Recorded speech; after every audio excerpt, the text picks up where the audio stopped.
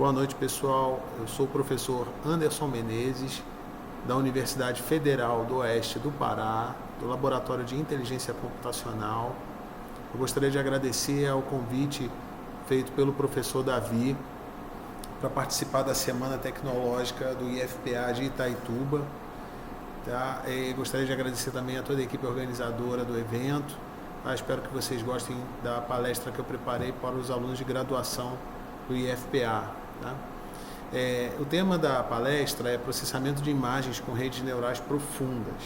Tá? Para isso a gente vai seguir um roteiro aqui, um sumário, tá? Que primeiro é a introdução ao assunto, tá? E depois nós vamos falar um pouco sobre a aprendizagem profunda, depois sobre a visão computacional em si, tá? E as aplicações de Deep Learning, né? Algumas aplicações que nós fazemos aqui no laboratório e algumas aplicações que já estão acontecendo aí, né? As pessoas já estão trabalhando com essas aplicações de Deep Learning em diversas áreas, tá? E para finalizar, uma conclusão. Bom, primeiro, o que é inteligência artificial, né? Existem algumas definições e algumas definições foram sendo modificadas, tá? Então, sempre dá margem a você encontrar uma outra definição que seja um pouquinho diferente, tá? Mas nós vamos adotar a definição que está aí. A IA é o esforço de automatizar tarefas intelectuais normalmente realizadas por seres humanos, tá? E você pode ver que a inteligência artificial, ela possui diversas sub-áreas, né? Redes neurais, planejamento, ou pode ser aplicada em diversas áreas também, como conhecimento, percepção, processamento de linguagem natural, sistemas cognitivos, etc. Tá? Bom, e o Deep Learning, como é que ele se relaciona com a inteligência artificial? Tá? A inteligência artificial, ela é mais abrangente, tá? Você tem outras definições de sub-áreas da inteligência artificial, mas para a gente aqui é suficiente adotar este critério, tá? Então nós temos a inteligência artificial de um modo geral, tá? De um modo geral. E aí a inteligência artificial, ela vai conter Machine Learning, que por sua vez contém o Deep Learning, tá? Aqui no sentido amplo, a inteligência artificial também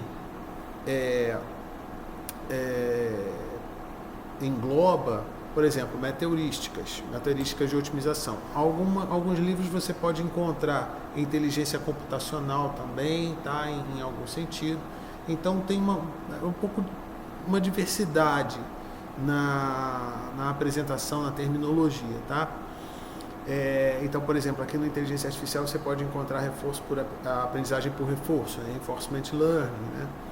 E meteorísticas, por exemplo, né? No conjunto mais fechado aqui, do Machine Learning, você pode encontrar também, por exemplo, árvores de decisão, né?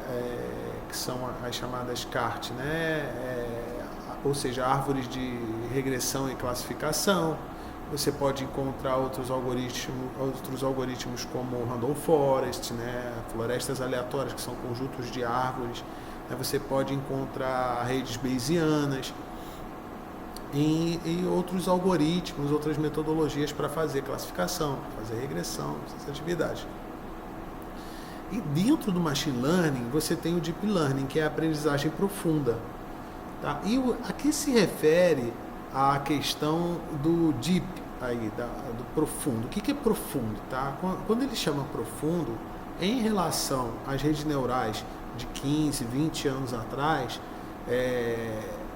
as redes atuais, elas apresentam um maior número de unidades, que são as unidades, são os neurônios, tá? O maior número de camadas, que você pode identificar aqui nessa imagem, essas são as camadas. A gente vai ver outras figuras, tá? E então você tem um maior número de camadas, maior número de neurônios. Para fazer esse processamento é muito difícil fazer em CPU, você já tem que usar GPU, então clusters de GPUs, entendeu? Então tem, vamos dizer, estruturas muito mais pesadas, estruturas mais complexas do que as redes que já tinha um certo grau de complexidade, mas agora o grau de complexidade é bem maior, tá? Então, esse DEEP ele se refere à quantidade de camadas de neurônios e também de dados de treinamento. Você tem aí dados da internet, você pode ter dados de armazenamento de clusters, enfim, você tem dados de e-commerce, por exemplo, né, de comércio eletrônico, que você pode usar para realizar esse treinamento das redes. Dados de edificações, você pode usar dados de diversas edificações para fazer treinamento de redes, em redes inteligentes, né? Usar medidores inteligentes de diversas edificações. Também temos aí smart cities, né? Cidades inteligentes, em que você pode captar todos esses dados relacionados à energia, água, geração de energia, como energia fotovoltaica, e tudo isso aí pode ser utilizado a inteligência artificial para isso, tá? Então aqui as tarefas que vão ser realizadas em geral vai ser a regressão, né? Classificação de padrões, reconhecimento de padrões, tá? Pode-se trabalhar com imagens, pode-se trabalhar com séries temporais de dados, enfim, uma infinidade de aplicações aí. Avançando um pouco mais, que é o Deep Learning, o que é uma rede neural, né? Então, Deep Learning nós já vimos. Nós vamos falar um pouquinho mais sobre a parte de aprendizagem, tá? Mas a rede neural, ela é um sistema de computação inspirado na rede neural biológica que constitui o cérebro animal. Então, vão ter todos os termos utilizados, né, como por exemplo o peso sináptico, os neurônios, né, o bias, que é o viés, a ativação dos neurônios, né?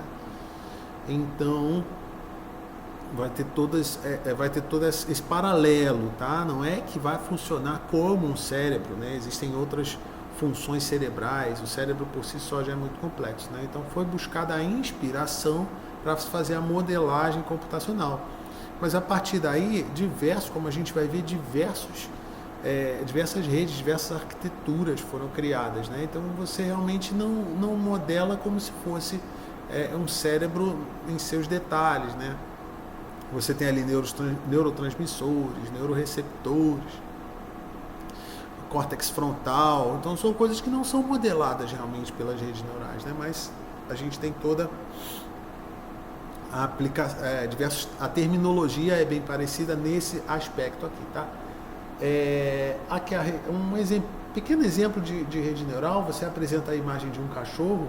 Essa imagem, como no fundo é uma imagem digital, e você pode mostrar uma certa codificação dessa imagem, e aí essa informação é numericamente passada. Então na verdade a gente está lidando com vetores, matrizes, enfim, e é passada adiante na rede, e é possível gerar um output que seria correspondente à classificação. A gente vai poder falar um pouquinho mais disso. É bom destacar o funcionamento da rede neural aqui, através desse GIF, porque durante algum tempo as pessoas até brincavam, diziam: a rede neural ela é um conjunto de ifs e thens e else, né? É o se, então, se não, né? No entanto, não é isso que acontece, né? Você tem outra metodologia. Isso aqui seria alguma coisa mais próxima das árvores de decisão, o if, then e o else. Tá? Mas também os modelos de árvore de decisão também estão se tornando cada vez mais complexos. Você tem Random Forest, você tem XGBoost, são outros algoritmos baseados em árvores, que são muito potentes. E também essa fase realmente já passou. A complexidade das redes, a complexidade dos algoritmos já foi aumentando de uma maneira exponencial, se é que a gente pode usar esse termo para representar, tá? Então, volta e meia, nós vamos encontrar esses memes aí dizendo que a rede neural é if, then e else, tá? Mas no fundo, ela vai trabalhar com ajuste dos pesos, várias contas sendo realizadas durante o treinamento, tá? E aí eu deixo para quem quiser se aprofundar, procurar mais referências a este respeito, tá? Aqui falando um pouquinho mais do treinamento, como é que o treinamento funciona. Aqui a gente tem, por exemplo, apresentar o número 4, né? Apresentar um 4 manuscrito. né? Reconhecimento de caracteres manuscritos, tá? O problema que seria uma representação. Esse número pode ser decodificado, é passado a uma rede, a uma camada de input, melhor dizendo, tá?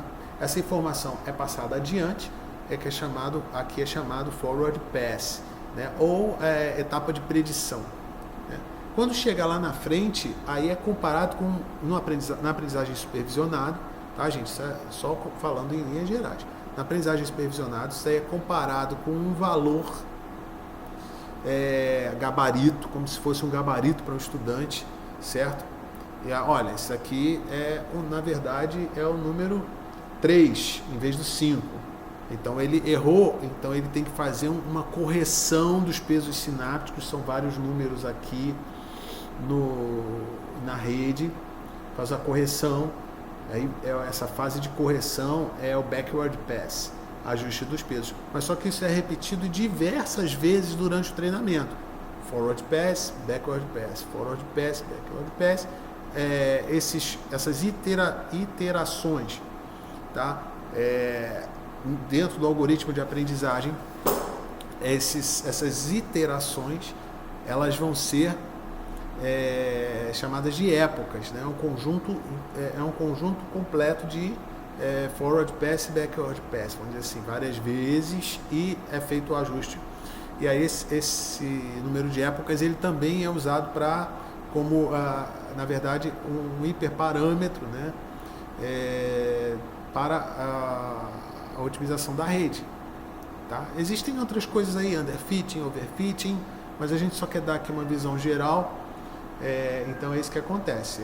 Imaginem, para quem nunca viu as redes neurais, para quem nunca trabalhou, num primeiro momento você pode pensar como se fosse um aluno aprendendo, em que ele vê um caractere manuscrito, seja número ou letra, e aí no final ele tenta dizer, olha, isso aqui é um 3, na verdade é um 5, você errou, e aí ele tem que rever o que esse critério dele de classificação como 3 ou 5, né? E aí é mostrado novamente, e aí ele pode aprender todos os algarismos de 0 a 9 nesse processo de aprendizagem, tá? Então é uma analogia, tá, gente? É como se fosse isso, mas na verdade você tem muito mais computação lá por dentro. Você tem ajuste dos pesos, você tem matrizes, você tem vetores, você tem toda uma álgebra linear, que funções de otimização. Então tem uma matemática ali por dentro que muitas vezes, até para o programador, ela fica um pouco transparente. Hoje em dia nós temos aí diversas bibliotecas, como o Keras com back-end TensorFlow, tal. Você pode ter aí um PyTorch para fazer a programação de redes neurais, tá? Então essa matemática toda, ela fica transparente, a gente não tem acesso, a gente usa as funções, a gente usa a API, a gente usa a aplicação de programação de interfaces para isso, tá? Então esse processo todo da matemática ele fica transparente, mas porém, contudo, a pessoa tem que se aplicar e saber entender esses processos, senão ela vai estar realmente trabalhando com algo que ela não conhece muito bem. É como se você, ao dirigir um carro, você tem que saber minimamente alguma coisa do funcionamento daquele equipamento, né? Você pode não ser um mecânico de primeira para poder dirigir, mas você tem que saber alguma coisa sobre o acelerador, como é que o freio funciona, etc, etc, tá?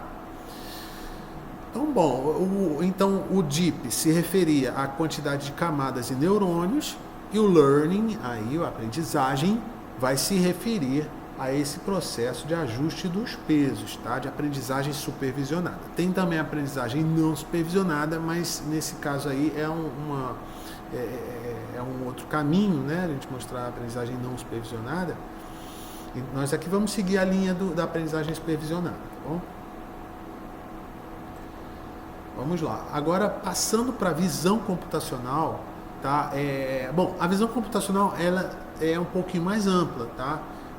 Nos anos 80, a gente tinha bastante alguns livros sobre isso, bastante referência na época, tá, se utilizava filtro de médias, filtro de medianas. Aqui, por exemplo, é uma aplicação de filtro de médias, e aí você pode até identificar a imagem com um blur, né, um borrão, né? Isso aí é muito utilizado quando você vai no Google Meet e o fundo que você está se apresentando não interessa muito. Então você pode usar fazer uma espécie de borrão do fundo, né?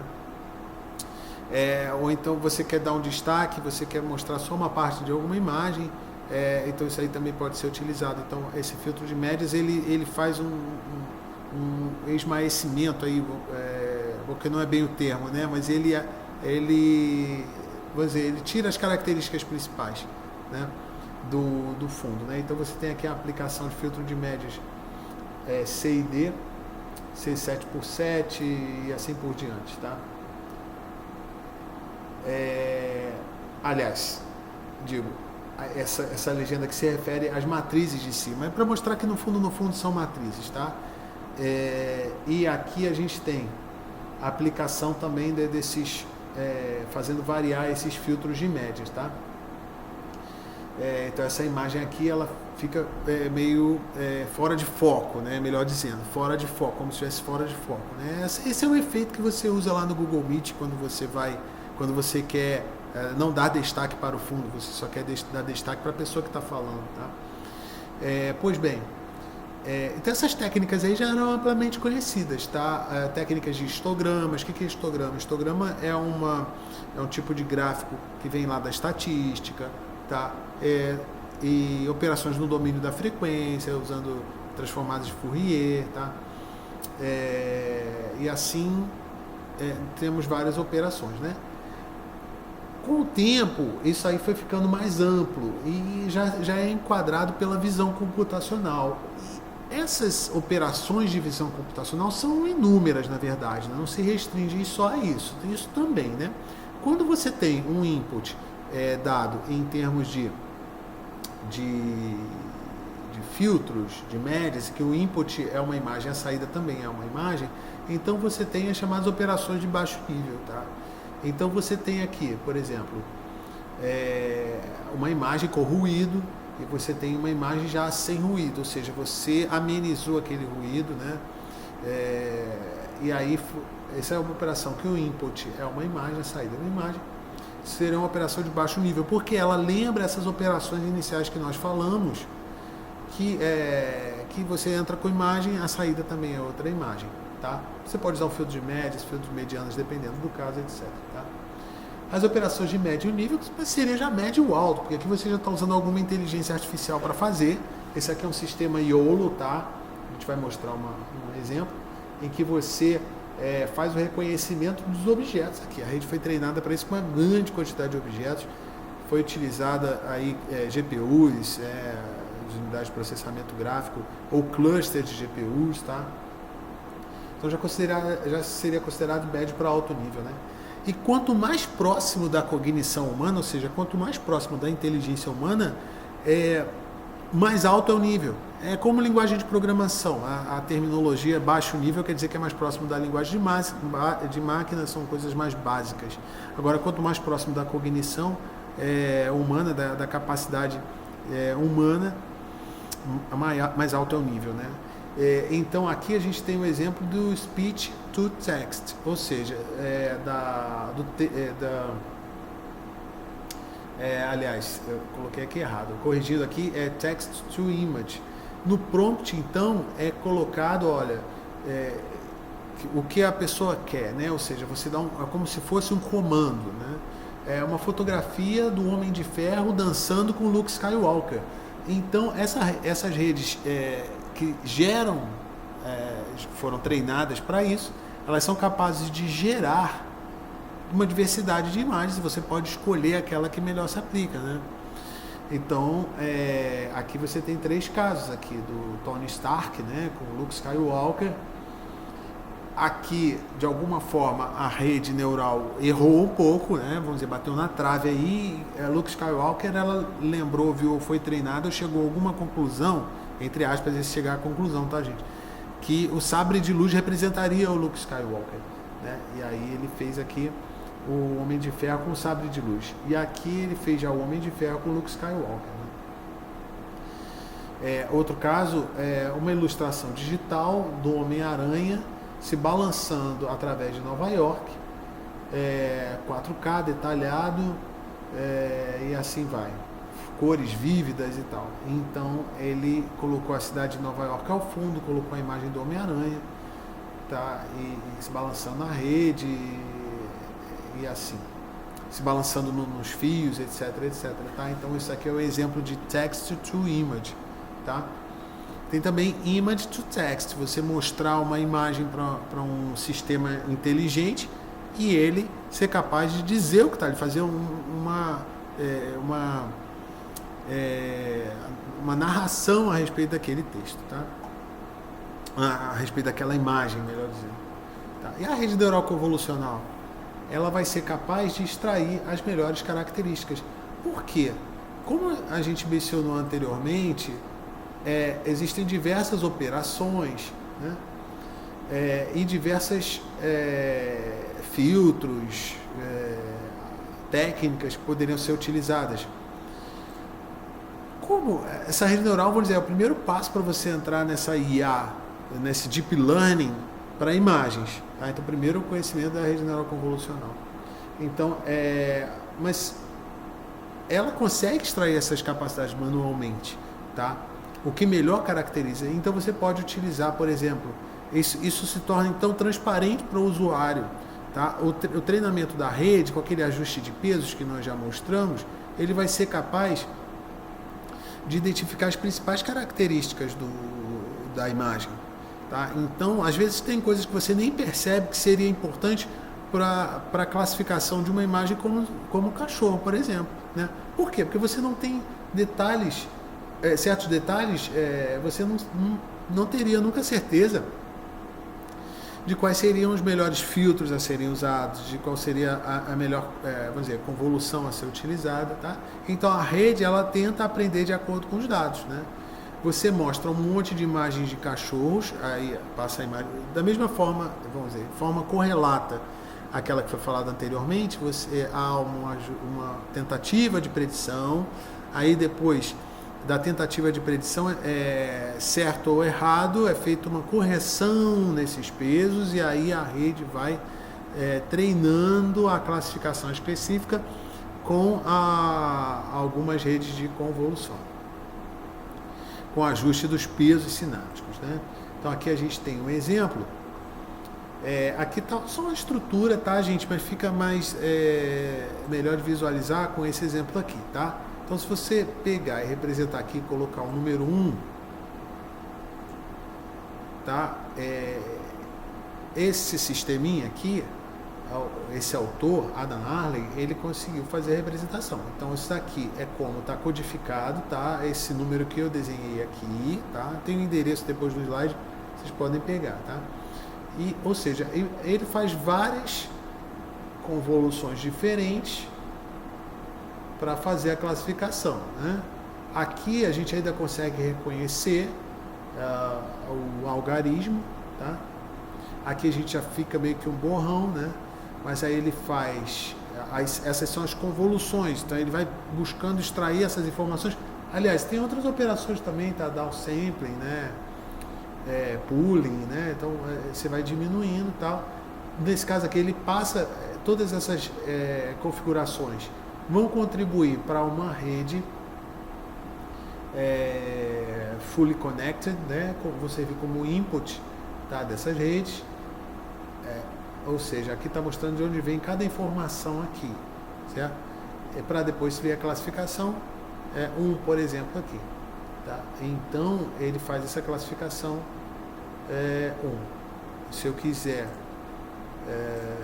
fazer uma nova classificação, aí eu venho aqui e 2 meio desajeitado, mas mesmo assim ele conseguiu identificar. Então a gente identifica aqui as convoluções e no final a classificação está bem pequenininha aqui, mas ele reconheceu como 2 aqui, tá? Ou então se ele colocar aqui como 9, olha, 9 ele consegue fazer a classificação quase que imediata. Então ela vai funcionar dessa forma aqui. No caso aqui ele já está fazendo uma rede, vamos dizer, já foi treinada, né? Então ele está fazendo a classificação automática aqui, tá bom? Então, quem que tiver curiosidade depois para conhecer, então é a primeira rede para você trabalhar com imagens, tá? Então, tá aqui. Tem o site aí para quem quiser, tá? Agora, então vamos para algumas aplicações, tá? Nós temos aqui, por exemplo, assim, e você pode reorganizar essas arquiteturas todas, tá? De modo a extrair algumas outras características, tá? Aqui é uma rede que tem o chamado encoder, decoder, a convolução chamada deconvolução, não é muito deconvolução, mas é comumente chamada de deconvolução, tá? Mas também, vou dizer, a nomenclatura melhor é encoder, o codificador e decodificador, tá? E essa chamada skip connection. Então você vai ter outras redes que não tem essa skip connection e assim por diante, tá? Esse é um exemplo de UNet. Com essa rede nós fomos capazes de fazer um trabalho nosso, tá? Dado um girino aqui, né? Essa daqui é uma imagem microscópica, tá? E o detalhe aqui é o cristalino do girino, tá? O cristalino do girino. Então, computacionalmente é possível realizar a segmentação. Isso aqui já é uma imagem de raio-x microtomográfico, tá? Isso aqui seria só uma fatia, é chamada fatia slice, tá? É só um tomo, que é chamado às vezes tomo, né? Mas isso aí a nomenclatura pode variar um pouquinho. Mas várias dessas empilhadas vai dar uma imagem tridimensional, tá? Mas no fundo nós estamos fazendo aqui a definição dessa região, ou seja, segmentação da imagem. Então nós não estamos fazendo classificação como gatos e cachorros, como algarismos 1, 2, 3, 0, 1, 2, 3 até 9, né? Reconhecimento de caracteres, não estamos fazendo isso. Aqui já estamos um passo além, que é a segmentação. Uma daquelas operações que nós mostramos anteriormente, né? Que seria, vamos dizer, de médio para alto, mais para alto nível, né? Porque essa fase aqui também já é bem próxima do que o ser humano consegue fazer manualmente, usando aí algum Corel Draw ou Paint, qualquer aplicativo, GIMP, você é capaz de fazer esse tipo de trabalho, tá? Então seria mais próximo ao nível da cognição humana, tá? Outro caso aqui que também fizemos aqui no laboratório foi a classificação, assim como nós fazemos como exercício a classificação entre gatos e cachorros, treinamos uma rede convolucional bem básica, né? Nós utilizamos também as redes mais complexas, como por exemplo a ResNet 50, foi o trabalho da Célia Pereira, né? E aqui ela comparou a rede ResNet 50 com a Inception V3, tá? Para fazer a classificação. Isso aqui é uma base de dados conhecida já, né? Base de dados de flores, né? Você tem margaridas, tulipas, rosas, tem uma variedade imensa de imagens. Mas o que ela fez aqui que é importante é o transfer learning. O que é isso? A aprendizagem por transferência é você pegar essa rede que foi anteriormente treinada com uma outra base de dados, você pega alguns aspectos básicos aqui, tá, gente? Eu estou pulando algumas etapas para a gente poder mostrar alguns dos trabalhos que são feitos aqui no laboratório e tudo. Com imagens, só com imagens. A gente tem também as séries temporais. Mas nesse caso aqui, foi a classificação, você vê, aquele probleminha clássico ali da classificação de gatos e cachorros. São só 2 classes. Tá? Aqui a gente já tem 5, né? Margarida, dente de leão, rosas, tulipas e girassóis. Tá? Então, você observa que a complexidade das imagens aumenta, né? Então, a gente precisou pegar uma base de dados pré-treinada. Isso é fantástico, você poder... e olha que essa base de dados foi treinada em outras imagens, das mais variadas possíveis, meio de transporte, bicicleta, caminhão, e algumas características das classificações ficam na rede e podem ser aproveitadas em outras imagens. Isso é fantástico, porque você economiza tempo no treinamento, e ela conseguiu, utilizando a ResNet 50, conseguiu níveis de acurácia, quanto maior, melhor. Esse vermelhinho aqui, então, está melhor do que esse azul. Tá? Níveis maiores do que 88%. Tá? Então, foi muito bom. Esse foi um trabalho de iniciação científica, um trabalho de graduação. tá? Ela comparou essas duas redes, tá? Outro trabalho muito interessante, utilizando a rede YOLO, né? You only look once, né? Você somente olha uma vez. O nome, ele é meio, né? Mas o que essa rede faz? Na verdade, não é só uma rede, é um sistema, né? Esse sistema, ele apresenta um pré-treinamento e você é capaz de refinar esse treinamento e aí você consegue fazer classificações de acordo com o problema seu desejado, né? Então isso facilita bastante, né? Esse daqui já foi um trabalho do Cássio Andrade, tá? Aqui no laboratório, e ele fez para reconhecimento de máscara ou sem máscara, ou com máscara ou sem máscara. E é muito curioso o resultado, né? Então nós temos todas as métricas, gráficos, nós fazemos isso tudo, porque como nós falamos anteriormente, nós ficamos ali entre o programador, mas a gente tem também a parte científica, né? Esses trabalhos são de iniciação científica. Então, o que vai levar a gente além da programação? É fazer toda a análise. Toda a parte estatística, matemática, a gente tem que analisar, né? Para poder ser capaz de reproduzir, para garantir que aquilo não foi ao acaso, que não foi na sorte, né? Então, aqui são feitos todos os cálculos de análise de precisão, etc, etc. Aqui precisão recall, tá? Mas são termos técnicos aí, mas vamos dizer, métricas de acurácia e precisão, grosso modo, tá, gente? Então aqui, por exemplo, ele fez reconhecimento da máscara e a pessoa está de máscara, 90% de, vamos dizer, precisão, entre aspas, tá? Mas isso aqui já é um outro cálculo que se faz, tá? É um cálculo específico que se faz, tá? E aqui ele, para cada pessoa que tem máscara e que a pessoa consegue ver na imagem, ele dá um nível, né? Até que ele vê aqui uma pessoa, máscara 72%, 75% aproximada aqui, tá? 75,75%, 35% aqui, e um cidadão aqui que está sem a máscara, no mask, né? Então é muito curioso, porque para muitas pessoas ele consegue fazer, esse sistema consegue fazer a identificação, né? E para que no caso desse nosso amigo aqui, que está numa venda, parece alguma coisa tipo um bar, né, uma banca de jornais, bastante produtos. Observem aqui nesse canto que tem um cartaz. Talvez esteja pequeno aí para vocês verem, mas tem um cartaz, e o cartaz tem o rosto de uma pessoa.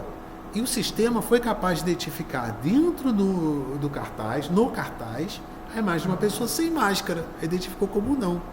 Muito curioso isso daqui, tá? E aí você tem inúmeras imagens, né? Inúmeras não, você tem um conjunto de imagens, né? Mas um grande número de imagens. E aí você tem esses cálculos realizados para você verificar a precisão, entre aspas, a acurácia do teu sistema, tá? Isso aqui pode ser utilizado para vídeo, né? Como a gente viu, pode ser utilizado em câmeras, em estádios, aeroportos, para identificar outras situações e assim por diante, tá? Bom, outras aplicações, você tem veículos autônomos, né? Isso aí está sendo muito estudado, né? Você tem também a possibilidade de aplicação para drones, etc. Agora, tem oportunidade não somente na parte de software, mas tem também na parte de hardware.